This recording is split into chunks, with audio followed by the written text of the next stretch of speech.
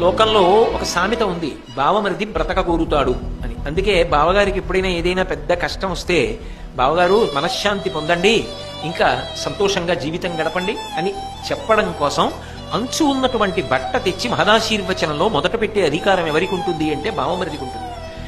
ఆ బావమరిదికి బావగారంటే అభిప్రాయ భేదం ఉన్నా లేకపోయినా ఉండకూడదు. భగవంతుడి దయ వల్ల ఎక్కడైనా బావలు బావమరుదులు చక్కగా సంతోషంగా కలిసి ఉండాలి. ఏనాటికి ఏ కుటుంబంలో అటువంటి భేదములు కలగకుండుగాక.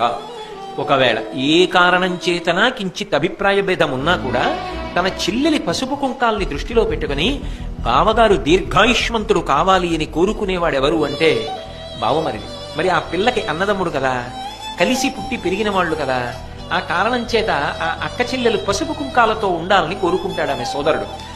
బావమరిది పట్ల ఆ కారణం చేత బావగారికి ఎప్పుడూ ఒక సుహృద్వాతావరణం ఉంటుంది, ప్రేమతో కూడుకున్న అనుబంధం ఉంటుంది.